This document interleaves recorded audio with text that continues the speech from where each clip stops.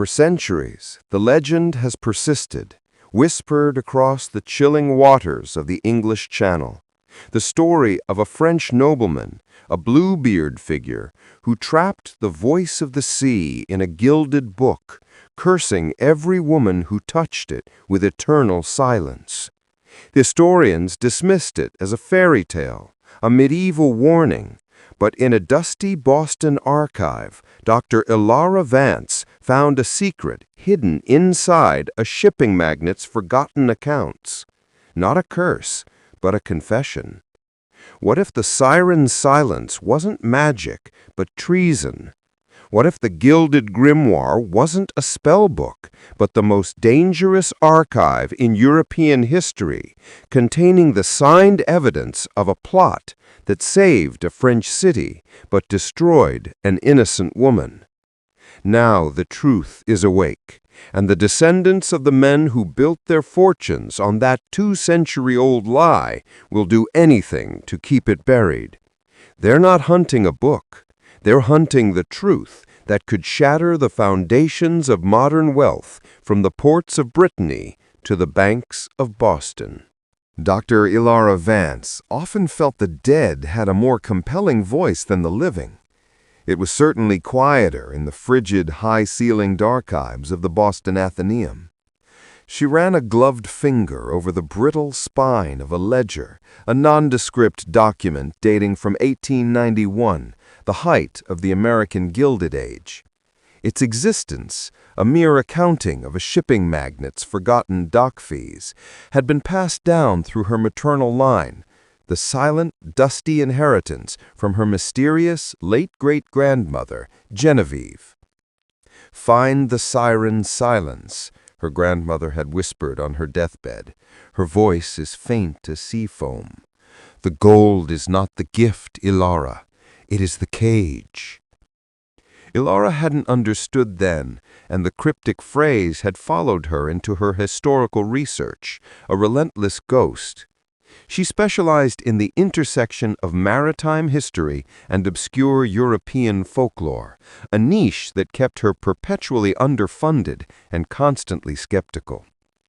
The ledger was unremarkable, except for a barely noticeable abrasion on the inside of the back cover, beneath the marbled end paper. She took a fine-toothed pick and carefully lifted the edge. There was no glue. It was a pocket. Inside was a thin, rolled cylinder of vellum, yellowed like an old bruise. She carefully unfurled it. It wasn't a map or a financial document. It was a meticulously rendered drawing. It depicted a fortress rising from the sea, a towering granite citadel unmistakably belonging to the coast of Saint-Malo in Brittany, France. But what captivated her was not the historical accuracy.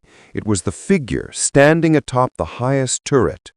A woman, her hair like spun silver, stood with her hands raised, and from her mouth, instead of a scream, a spiraling pattern of archaic Breton runes flowed into a single, intricate book, a grimoire, bound in what looked like tarnished gold leaf. Beneath the drawing was a single, terrifying line in French. "La barbe bleue est payée son prix. Le secret est en cendres. Mais la voix est dans le livre doré." Bluebeard has paid his price. The secret is in ashes, but the voice is in the Gilded Grimoire. Elara's breath hitched. Bluebeard, the classic French fairy tale of a wealthy noble, his forbidden chamber, and the gruesome secret he hid from his wives. But Bluebeard was just a story, a warning against female curiosity. To find him referenced here, linked to a real historical fortress and a mythical book, it was impossible. Yet the drawing was right there. She recognized the runes. They were related to the old pre-Christian legends of the Breton coast, stories of Ankou, Corrigans, and the lost city of Yis, swallowed by the sea. Elara had found her ghost, and she knew exactly who to call to confirm her impossible hunch. Auguste Gus Dubois hated Americans, and he hated early mornings. Elara Vance was a walking, talking embodiment of both. He leaned against a mahogany cabinet in the Royal Archives, nursing a lukewarm coffee, as Elara, who had flown in on a red-eye flight, excitedly pointed at a digitized 1795 broadsheet. "Look, Gus, the year after Robespierre fell. The reign of terror is over, but the seas are a mess. The paper mentions the disappearance of the treasures of the Carmelite convent of Saint-Malo." Gus, a man who believed in ledgers and verifiable facts, not fairy tales, sighed. "Elara, half the convents in France disappeared their treasures during the Revolution to avoid confiscation by the Republic. It's a footnote, not a conspiracy. The gold was melted down, the relics were sold. Basic history." "But the footnote is wrong," Elara insisted, tapping the screen. "The convent's official inventory, which you yourself digitized, shows only 2 missing items: a small silver reliquary, expected, and a book of hours bound in brown leather, also expected. But look at this privateer's log, dated 3 weeks later." She scrolled to a faded image of a French privateer's journal. Gus's interest, purely professional, was piqued. The journal was known to be the last record of Captain Armand Leclerc, a famous corsair who vanished in the English Channel. The log entry, translated from hastily scribbled French, read, "Received 2 coffers from the Sisterhood. Reliquary accounted for. The Grimoire Doré is secured. The price was too high." Gus straightened up. "Grimoire Doré? Gilded Grimoire? That's not a common term for a book of hours. And Leclerc wasn't a smuggler of religious artifacts. He was a commissioned corsair. Why risk his life for an ornate prayer book?" "Because it wasn't a prayer book," Elara said, her eyes shining with discovery. "And the price he paid wasn't gold. The drawing I found, Gus, it shows the book being forged from the captured voice of a siren. This isn't just history. It's a French cautionary tale, a Breton legend being lived out by a Napoleonic-era pirate." She pushed the digital image of the vellum drawing toward him. Gus studied the runes, his skepticism melting into professional curiosity. "The runes. I've seen them before. In a document I dismissed as pure fabrication. A medieval curse on a noble family, the Montforts, who were historically tied to the fortress of Saint-Malo. It claims their ancestor married a sea witch and sealed her power into a book. But every man who owns the book is doomed to lose the woman he loves, just as Bluebeard lost his wives." "The curse is the mystery, Gus, not the magic.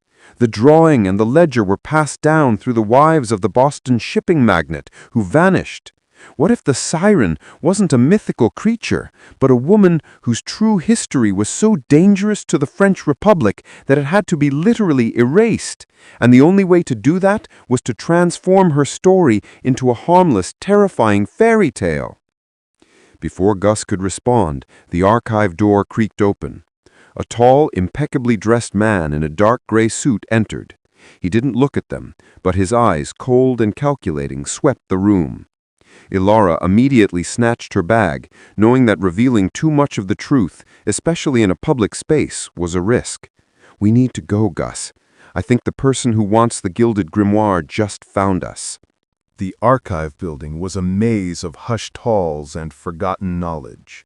Elara and Gus scrambled down a marble staircase, the presence of the sharply dressed stranger still a cold weight on their shoulders. "He was watching us, Gus," Elara hissed, pulling her coat tight. "He didn't just stumble in. Who is he, and how did he know where to find us?" Gus, ever the pragmatist, was already thinking several moves ahead. A collector, almost certainly. Not just of artifacts, but of secrets, the kind who has agents everywhere, from Sotheby's to the Vatican archives. The Gilded Grimoire is exactly the kind of cursed, high-value, impossible item that ruthless men crave. Or ruthless women, Elara murmured, remembering the Bluebeard fairy tale and the tragic women linked to the curse.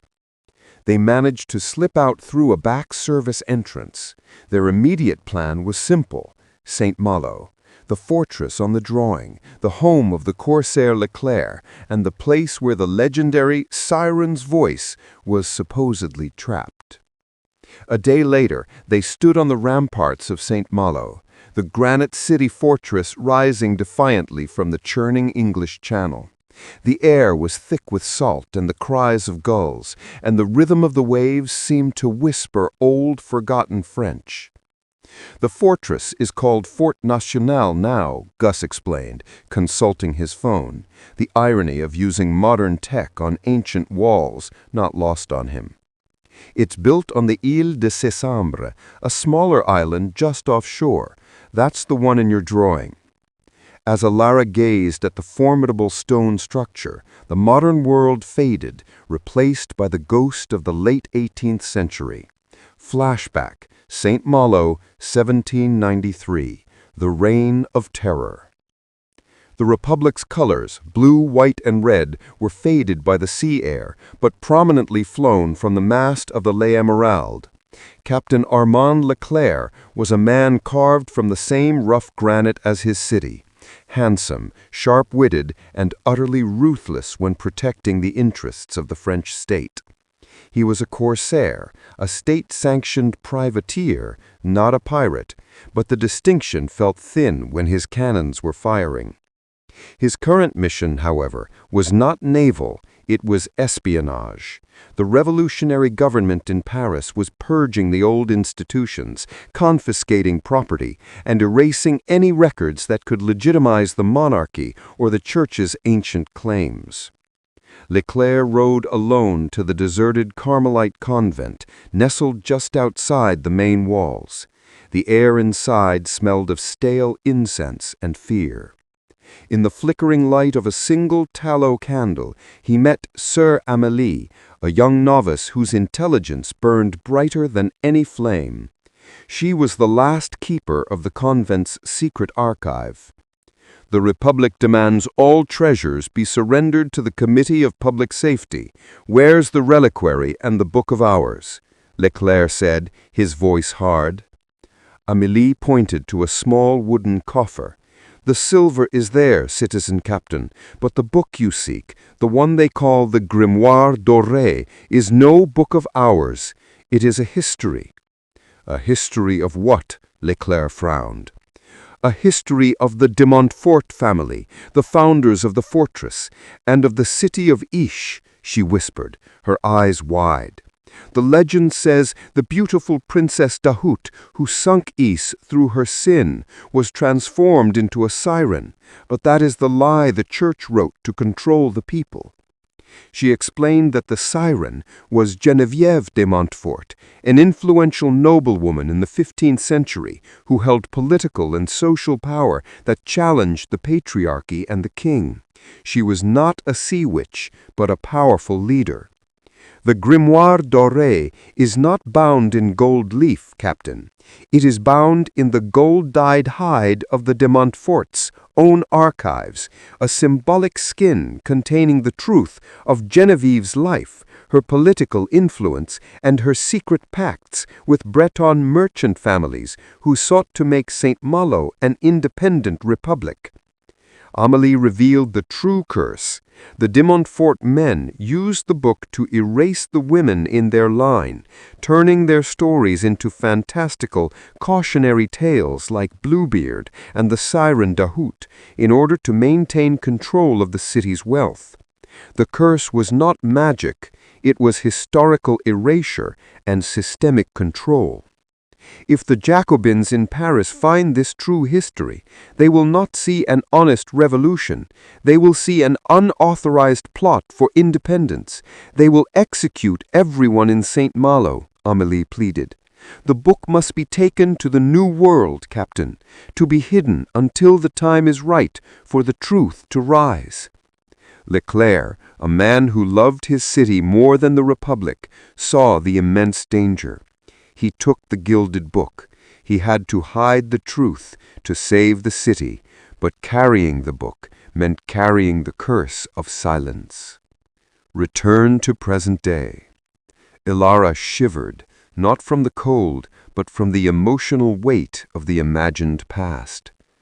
If the story is true, Elara said to Gus, the book isn't a spell book. It's a literal time bomb of political secrets that the descendants of the original merchant families still want hidden.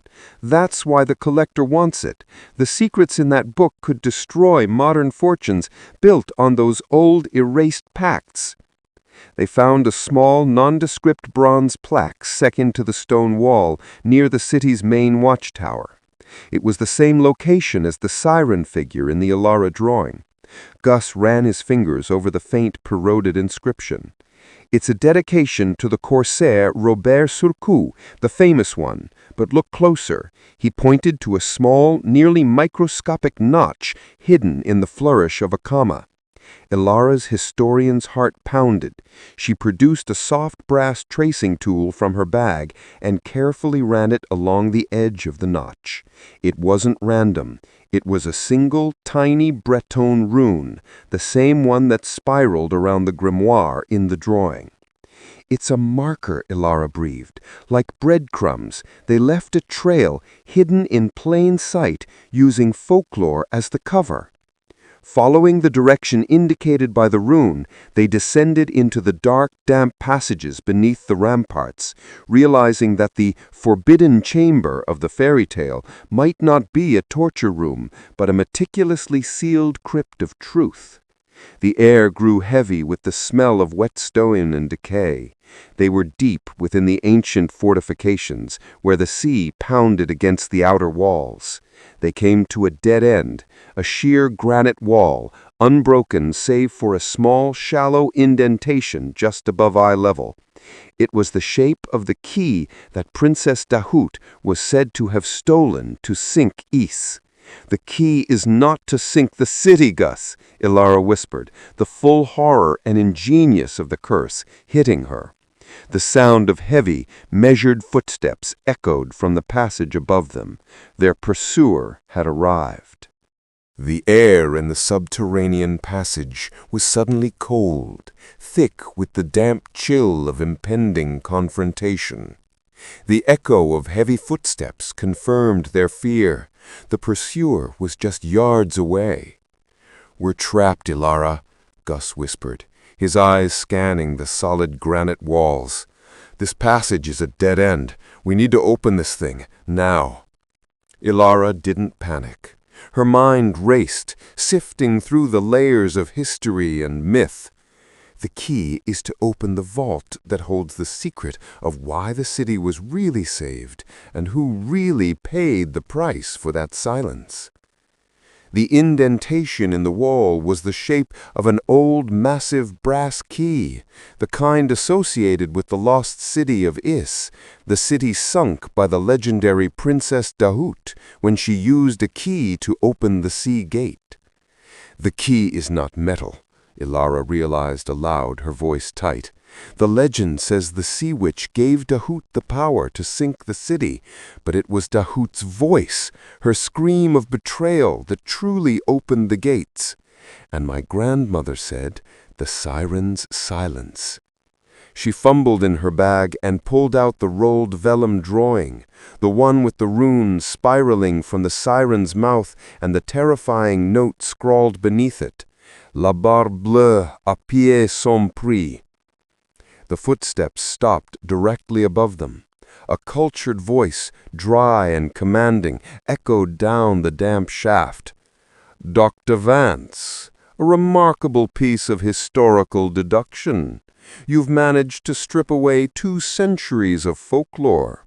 The vault opens not with a physical key, but with the confession of the curse." The man from the archive appeared at the mouth of the passage. He wasn't breathing hard, he was merely observing. His presence was calm, utterly predatory. "You're the collector," Elara stated, shielding the drawing. "I am Silas," he corrected smoothly, "and I am not collecting the book for its gold. I am here to ensure that what Captain Leclerc worked so hard to hide remains hidden. Now, use your confession, or I will be forced to ensure your silence, as well as the Siren's." Elara had no choice. She pressed the vellum, the physical evidence of the historical lie, against the key indentation. As she did, she spoke the note's terrifying French line, forcing the words into the stone. "La barbe bleue a payé son prix. Le secret est en cendre, mais la voix est dans le livre doré." A low, grinding sound filled the passage, a sound of stone rubbing against stone that had not been heard for 200 years. The granite wall slowly slid inward, revealing a small, dry, hermetically sealed crypt. The true grimoire. Inside, resting on a pedestal of sea-worn basalt, was the object of 2 centuries of obsession, the grimoire doré. It was not glittering gold. It was a thick, heavy archive bound in dark, almost black leather that had been stained and treated with a gold-colored dye that had mostly faded, giving it a tarnished, ancient appearance, exactly as Sieur Ramelli had described. It was a history book, disguised as an opulent, cursed relic. Silas moved with impossible speed, pushing past Elara and seizing the heavy volume. 200 years of stability, built on a lie, Silas murmured, running his hand over the worn cover. And now, thanks to a foolish American academic, I must end it. Gus stepped forward. "What stability? What's in the book, Silas? Land deeds? Illegitimate contracts?" Silas smiled, a thin, chilling expression.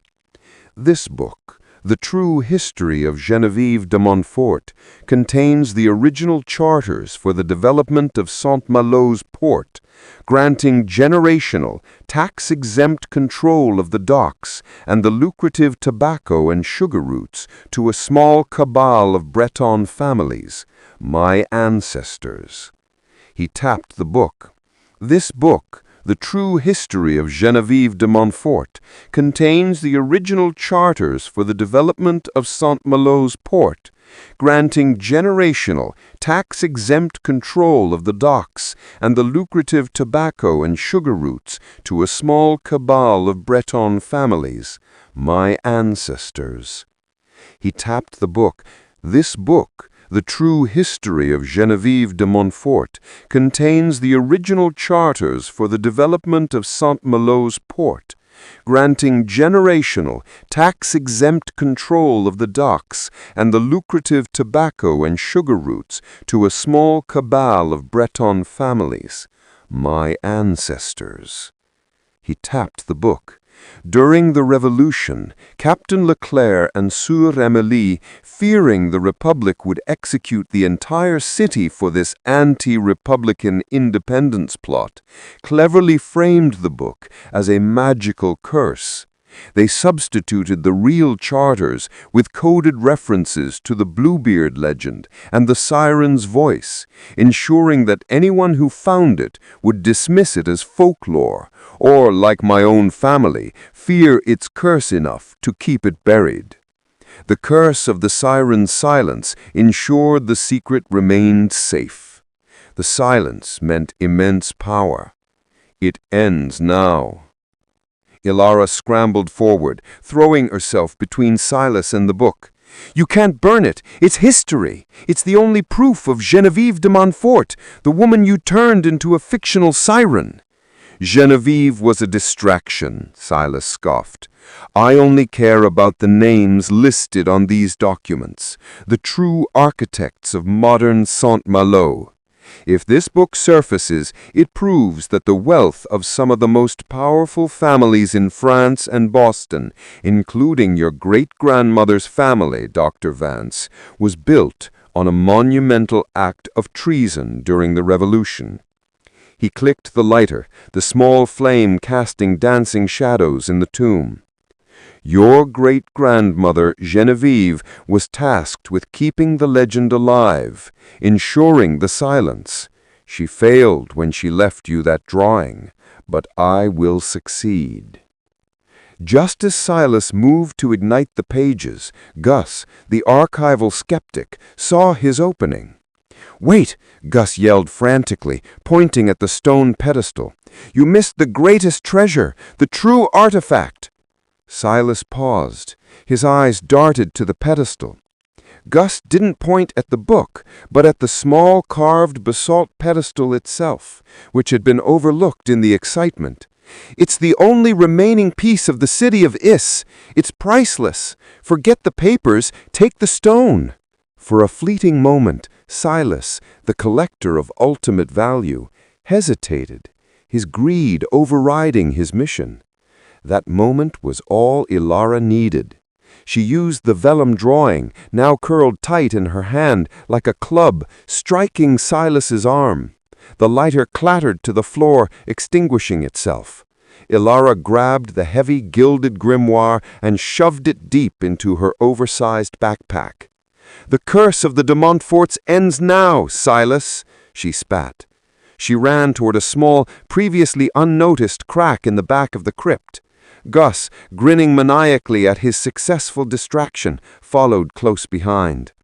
The crack was a narrow, moss-covered tunnel, clearly a secondary escape route designed for the corsair. It led not back toward the city, but out toward the thundering noise of the ocean. As they squeezed through the passage, the truth of the Siren's silence echoed in their minds. The real magic of the Gilded Grimoire was not its power to grant wishes, but its power to expose the ruthless truth of history itself. The narrow, wet passage Captain Leclerc had built for his own escape led them not to a quiet port, but straight out onto the razor-sharp rocks of the Brittany coast, just as the tide began to rush in. Elara and Gus scrambled over the slippery granite, soaking wet and bruised. They didn't stop until they reached a small, sheltered cove where a dinghy, used by Gus's local contact, was tethered. Behind them, the shouts of Silas echoed faintly from the ramparts. He was furious, but the complex geography of the fortress and the rising tide were their allies.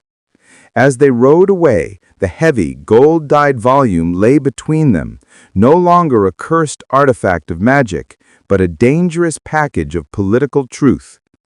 "We have it!" Elara breathed, exhausted but exhilarated. "The Gilded Grimoire, the whole, messy, non-magical truth." Gus, shivering, looked back at the imposing silhouette of Saint-Malo.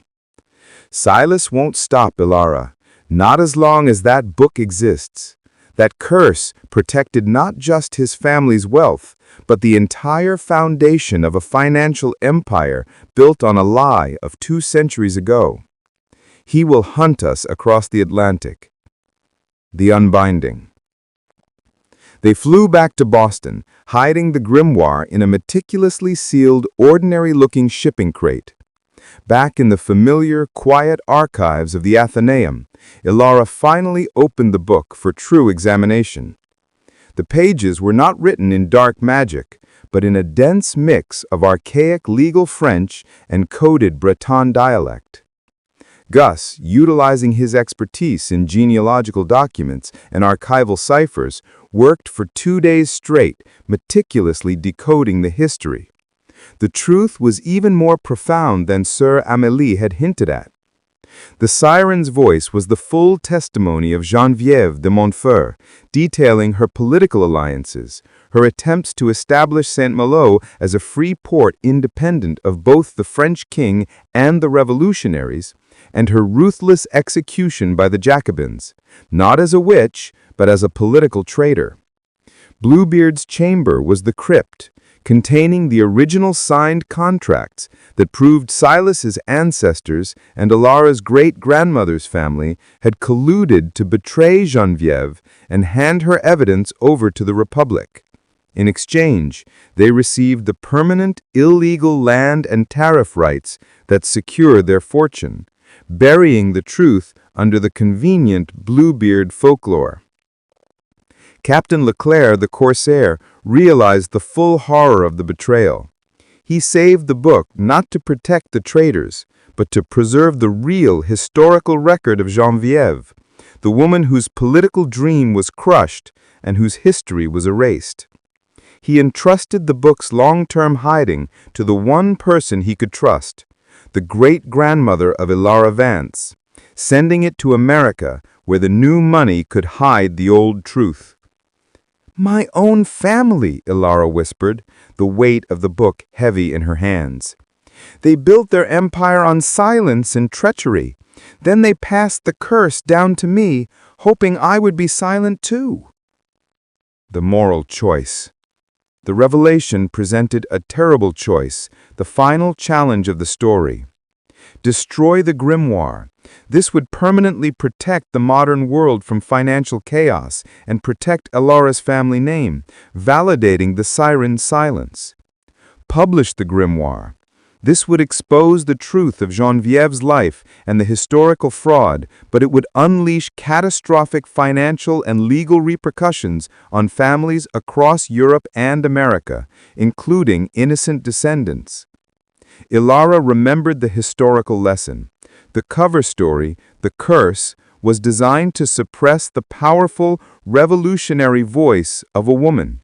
Destroying the book would be to complete the act of historical erasure that Silas and her ancestors began. She looked at Gus. "The truth has been imprisoned long enough. We cannot trade historical integrity for modern comfort." But they couldn't just release the raw documents. It would be reckless and dangerous. The unbinding. Elara used the last of her funds and her professional contacts. They didn't publish the physical contracts.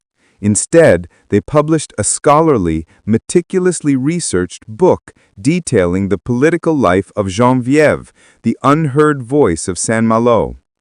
The book meticulously dismantled the Siren Bluebeard folklore, using the Grimoire Doré as the sole, unassailable primary source. She revealed how a powerful woman was turned into a mythical monster to bury a political conspiracy. The publication caused a sensation in historical and literary circles, exactly the kind of debate Elara excelled at. Historians debated the interpretation of the new source. Legal entities could not easily act on the 200-year-old coded documents. The secrets were exposed not through a bang of legal evidence, but through a slow, steady unbinding of historical narrative. The voice of Geneviève de Montfort was finally heard, not as a witch, but as a formidable, if ultimately tragic figure of the French Revolution.